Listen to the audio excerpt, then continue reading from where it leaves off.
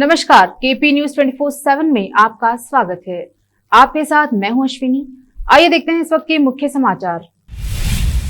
बीदर में chartered accountant Saroj Kumar Sanghi के पुत्र की शादी।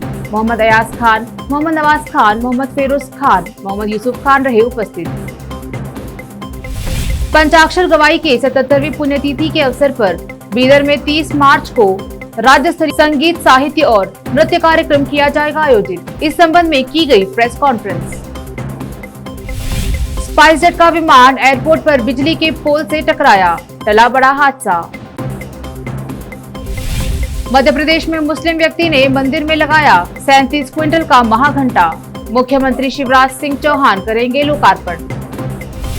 बिहार के पूर्वी चंपारण में शिक्षक की गोली मारकर हत्या, अंधाधुंध फायरिंग करते फरार हुए आरोपी। दुआ करें कि इस बार हज यात्रा पर भारत के लोग जा सके, मुख्तार अब्बास ने कही ये बात।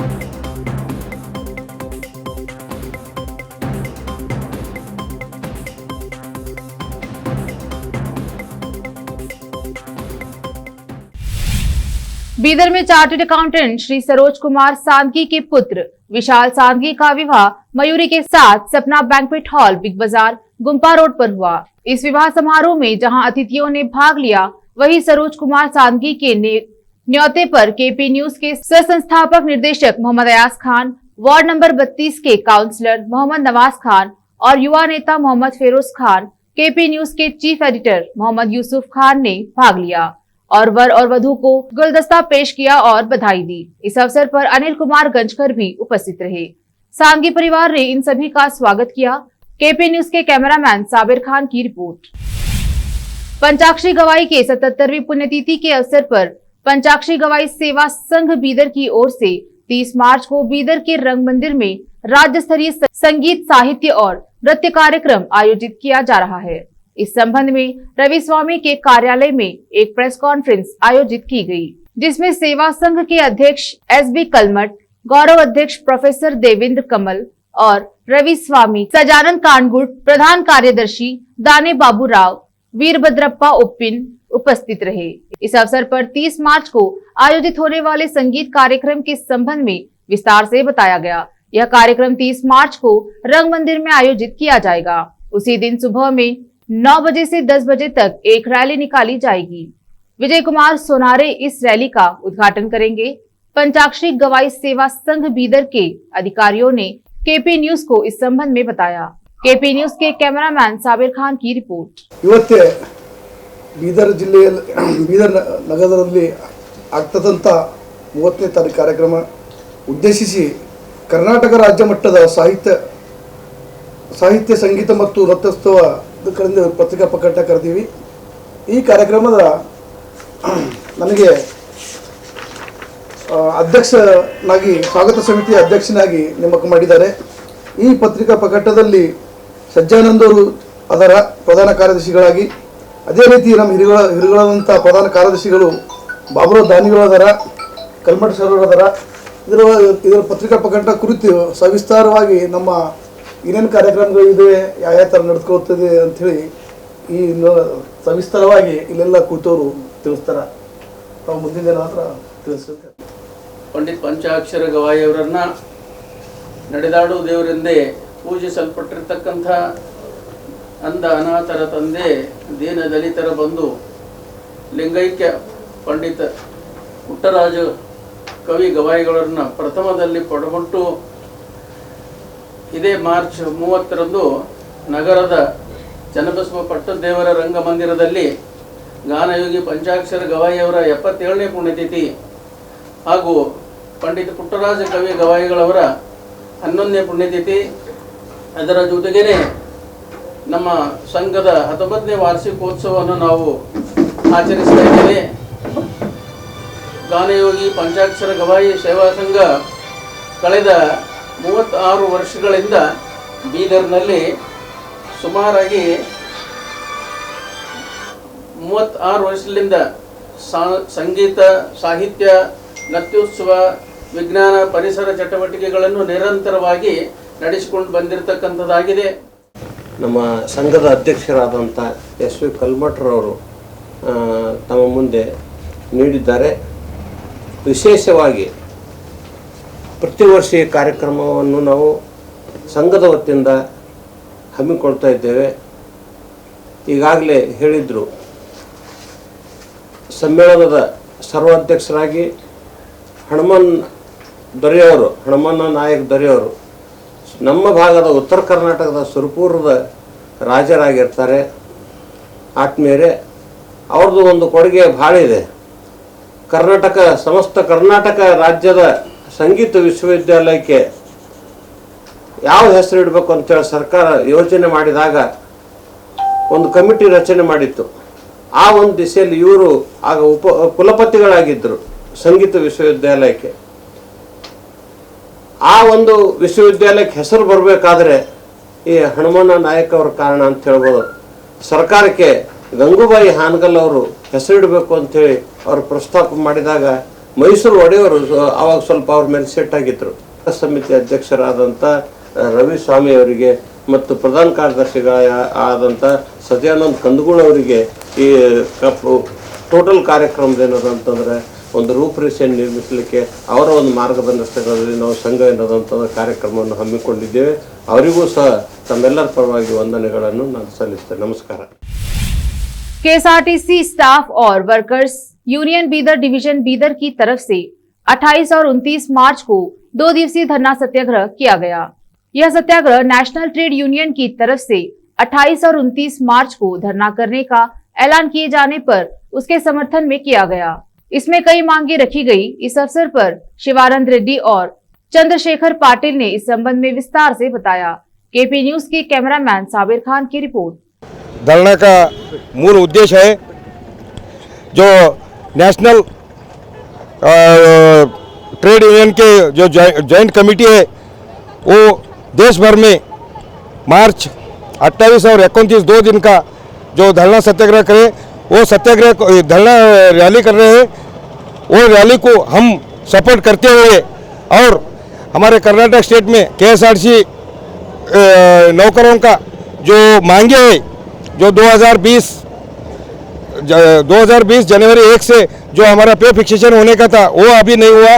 वो ऐसे और फॉर्म 4 के बारे में और टाइम के ऊपर जो हमारा सैलरी नहीं दे रहे केएसआरटीसी स्टाफ और वर्कर्स फेडरेशन में, वो सब मांगे डाल के आज जेसीटीयू को सपोर्ट करते हुए हमारे डिवीजन ऑफिस के सामने एक दिन का धरना सत्याग्रह कर को और हमारे मांगे भी पूरे करो बोल के हमारे डीसी को और जेसीटीयू को सपोर्ट करने के इसमें डिप्टी कलेक्टर के तौर से नरेंद्र मोदी जी को भी जो हम मनवी पत्र देने के लिए आज धरना सत्याग्रह बैठे हैं। मेरा नाम है Shivanand Reddy, KSRTC staff and workers union Bidar division president. KSRTC worker आज हमारा स्टेट में बहुत तकलीफ में है। ये वर्कर इतना तकलीफ में है, कोई जो है आज वर्करों में बोले तो हमारे केएसआरटीसी वर्कर बहुत परेशान है, क्योंकि उनको सैलरी बराबर नहीं मिल रहा। उनको टाइम पे जो है एक वर्कर जो है 50,000 रुपये मेंटेन करना पड़ता है। आज ये ज़माने में 50,000 मिनिमम तो होना। वो कोई भी जो फैसिलिटी क्या भी नहीं दे रहे उन्होंने।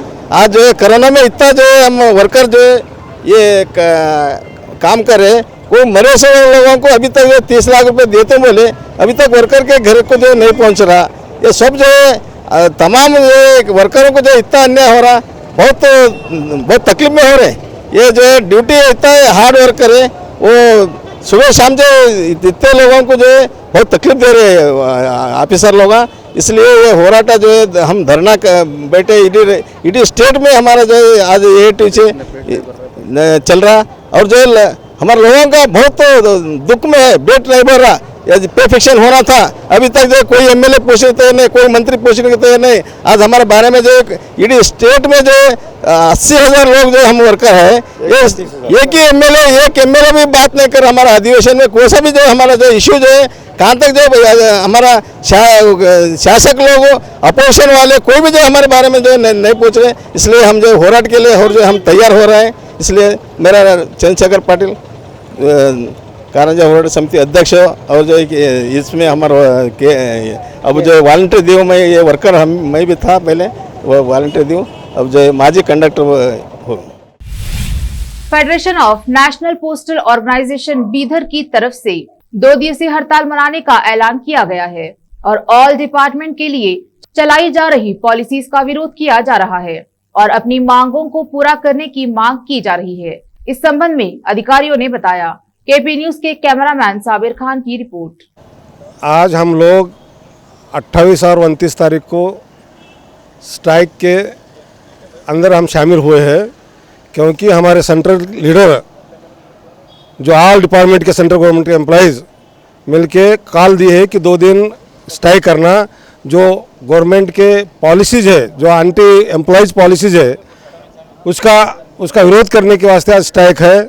हमारे मेन मांग क्या है बोले तो डिपार्टमेंट प्राइवेट नहीं होना, और दूसरी बात जो पुराना पेंशन है वो पेंशन लागू होना, और हमारे डिपार्टमेंट में आधा से स्टाफ जीडीएस बोल के है, वो जो कैजुअल लेबर है उसको फुल टाइम पगार नहीं है तो उनको रेगुलर करना। और दूसरी बात एक काम के नाम पे जो टारगेट दिया जा रहा है वो टारगेट ऐसा टारगेट देता है कि वो उसका कुछ मतलब नहीं है। तो जो जस्टिफाइड जो भी टारगेट है काम का है वो देना, अनजस्टिफाइड जो भी है वो नहीं देना बोल के इसके बारे में सेंट्रल लीडर लोगों ने कॉल दिया है कि स्ट्राइक करने के वास्ते। इसलिए बीदर में भी आज हम पोस्ट ऑफिस के तमाम लोग बीदर डिस्ट्रिक्ट में नेशनल स्ट्राइक के अंदर शामिल है। मेरा नाम Gunwant Sindhe, all India postal employees union का सेक्रेटरी हूँ बीदर, और हम सब लोग स्ट्राइक में शामिल हैं। भारतीय जनता पार्टी के वरिष्ठ नेता और केंद्रीय मंत्री नितिन गडकरी की ओर से हाल ही में देश की सबसे पुरानी राजनीतिक पार्टी कांग्रेस के लिए की गई टिप्पणियां चर्चे में हैं। बीजेपी के मजबूत नेता की छवि रखने वाले गडकरी के शब्दों में कांग्रेस के लिए हमदर्दी और प्रोत्साहन दिखाई दी। एक कार्यक्रम में गडकरी ने कहा कि लोकतंत्र के लिए एक मजबूत कांग्रेस का होना जरूरी है। उन्होंने यह भी कहा कि यह उनकी कामना है कि लगातार चुनावों में हार रही कांग्रेस फिर से मजबूत बने और पार्टी के नेता निराश होकर पार्टी न छोड़कर जाए। गडकरी ने यह भी कहा कि कमजोर कांग्रेस का मतलब है कि क्षेत्रीय पार्टियां मुख्य विपक्ष पार्टी की जगह ले रही हैं, जो कि अच्छे संकेत नहीं है। दिल्ली एयरपोर्ट पर आज एक बड़ा हादसा टल गया। स्पाइसजेट का एक विमान बिजली के पोल से टकरा गया। हालांकि राहत की बात यह है कि इससे कोई बड़ा नुकसान नहीं हुआ। फ्लाइट का एक हिस्सा टक्कर के चलते टूट गया, जबकि बिजली का खंभा भी पूरी तरह से नीचे की ओर झुक गया। रिपोर्ट्स के अनुसार ये टक्कर पुशबैक के दौरान हुई, यानी जब विमान को यात्री टर्मिनल से रनवे पर ले जाया जा रहा था। इस विमान को दिल्ली से जम्मू के लिए उड़ान भरना था। राहत की बात ये रही कि जिस वक्त ये हादसा हुआ विमान में यात्री सवार नहीं थे। बाद में दूसरी फ्लाइट से यात्रियों को भेजा गया। इस घटना के बाद स्पाइसजेट की तरफ से बयान जारी करते हुए कहा गया, स्पाइसजेट की उड़ान संख्या SG-160 दिल्ली से जम्मू जानी थी, लेकिन पुशबैक के दौरान इसकी टक्कर बिजली के खंभे से हो गई, जिससे एयरलाइन को नुकसान हुआ। उड़ान को संचालित करने के लिए दूसरी विमान की व्यवस्था की गई है। मध्य प्रदेश के मंदसौर में एक बार फिर सांप्रदायिक सौहार्द की मिसाल देखने को मिली है। एक मिस्त्री नारू खान ने 37 क्विंटल के महाघंटे को पशुपतिनाथ मंदिर के परिसर में स्थापित किया है। दरअसल ये घंटा लंबे समय से परिसर में सिर्फ लोगों के दर्शन के लिए रखा गया था, लेकिन नारू खान ने बिना कोई शुल्क लिए इसे मंदिर परिसर में स्थापित किया। अब इस घंटे की गूंज दूर दूर तक सांप्रदायिक सौहार्द की मिसाल बनकर गूंजेगी। 37 क्विंटल के इस घंटे को रविवार शाम को लगाए जाने के बाद इसका ट्रायल किया गया। वहीं अब जल्द ही इसका लोकार्पण मुख्यमंत्री शिवराज सिंह चौहान के हाथों होगा। अब वक्त एक छोटे से ब्रेक का, जल्द लौटते हैं ब्रेक के बाद। हिंदुस्तान के हर कोने में हम हैं मौजूद। 24 घंटे हालात पर गहरी नजर, खबरों से जुड़े चुपते सवालात, और आपको दिखाता है धार्मिक, सामाजिक, राजनीतिक, लोकल और इंटरनेशनल न्यूज की सबसे बेहतर कवरेज। जो आपको रखती है हर पल बाखबर। देश और दुनिया भर की खबर के लिए देखते रहें KP news 24/7। Noor education trust Bidar की ओर से चलाए जाने वाला Noor MEd and BEd college Bidar, recognised by NCTE Delhi and affiliated to Gulbarga University, Gulbarga. Admission are open for the academic year 2021-22. विशेषज्ञ और सक्षम शिक्षकों द्वारा शिक्षा प्राप्त करने के लिए नूर एमएड एंड बीएड कॉलेज में दाखिला लें और शांत वातावरण में शिक्षा प्राप्त करें। बीदर शहर में बेहतर शिक्षा का एकमात्र केंद्र Noor MEd and BEd college, Shahpur gate, Bidar. Phone numbers 9945283920, 8482221297। रोगियों की सेवा और देखभाल करना जहां बड़े सम्मान की बात है, वहीं ये एक सम्मानीय पेशा भी है। इस पेशे को अपनाने वालों को नर्स कहा जाता है और इसका प्रशिक्षण लेने को नर्सिंग कहते हैं। इस नर्सिंग कोर्स की शिक्षा लेने के लिए सुखद वातावरण और अच्छे प्रशिक्षण केंद्र की आवश्यकता होती है।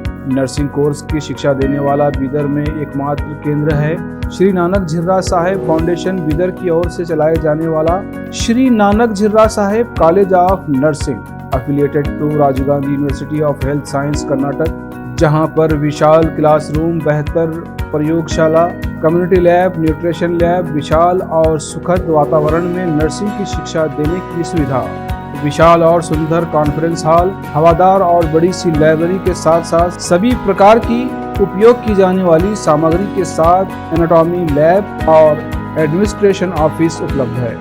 Vice chairperson Mrs Reshma Kaur की देखरेख में चलाए जाने वाला और प्रिंसिपल मिस्टर महांतेश की निगरानी में बेहतर नर्सिंग ट्रेनिंग का एकमात्र केंद्र Shri Nanak Jhirra Sahib college of nursing, near Nehru stadium, Bidar.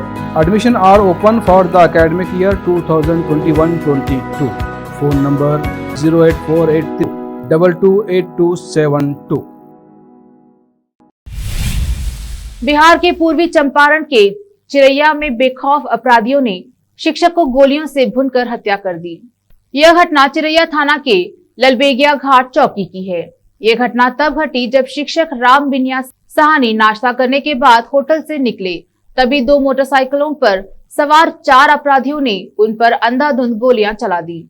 Ram बिनिया साहनी के सिर और शरीर में 4 गोलियां लगी हैं। प्रत्यक्षदर्शी के अनुसार 10 से 12 राउंड फायरिंग की गई। स्थानीय लोगों ने घायल शिक्षक राम बिनिया साहनी को मोतिहारी के एक निजी अस्पताल में लेकर गए, जहां डॉक्टर ने उन्हें मृत घोषित कर दिया। होटल में मौजूद प्रत्यक्षदर्शी ने बताया कि 2 मोटरसाइकिलों पर सवार 4 अपराधी होटल में पहुंचे थे, जहां उन्होंने मौका पाकर उन्हें गोली मार दी। अंधाधुंध गोली चलाते हुए अपराधी भाग निकले।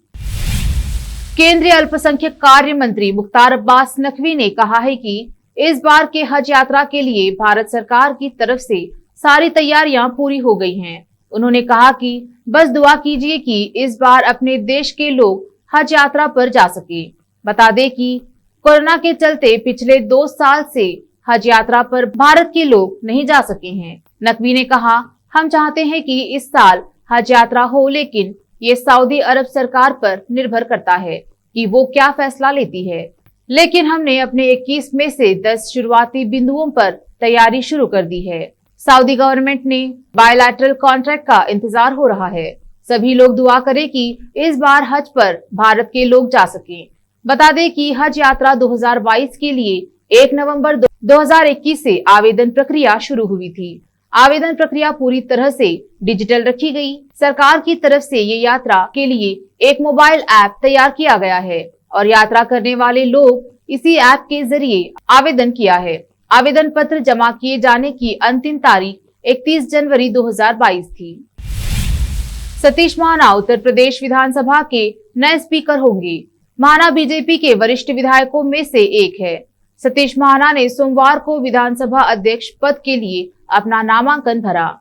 यूपी के मुख्यमंत्री योगी आदित्यनाथ और योगी और दोनों उप मुख्यमंत्री केशव प्रसाद मौर्य और ब्रजेश पाठक इस दौरान वहां मौजूद रहे। सतीश महाना ने लगातार 7वीं बार कानपुर की महाराजपुर सीट से चुनाव जीता है।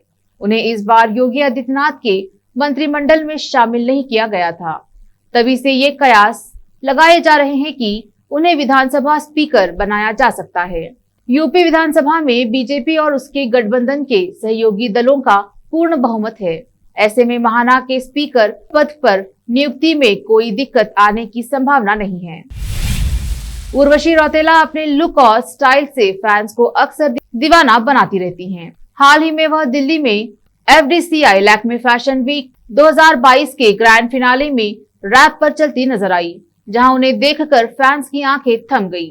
उर्वशी ने अपने इंस्टाग्राम पर डिजाइनर रेनू टंडन और निकिता टंडन के लिए रैप की तस्वीरें और वीडियो शेयर की हैं, जिसमें वह स्टनिंग लग रही हैं।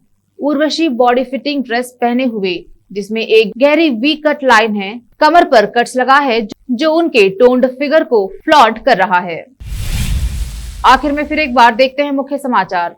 बीदर में चार्टर्ड अकाउंटेंट सरोज कुमार सांघी के पुत्र की शादी। मोहम्मद अयाज खान, मोहम्मद नवाज खान, मोहम्मद फेरोज खान, मोहम्मद यूसुफ खान रहे उपस्थित।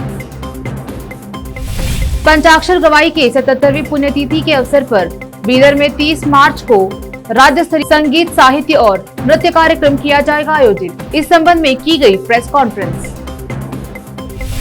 स्पाइसजेट का विमान एयरपोर्ट पर बिजली के पोल से टकराया, टला बड़ा हादसा।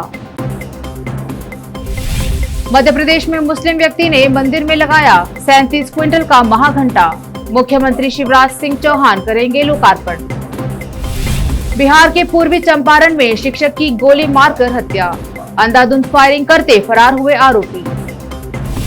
दुआ करें कि इस बार हज यात्रा पर भारत के लोग जा सके, मुख्तार अब्बास ने कही ये बात।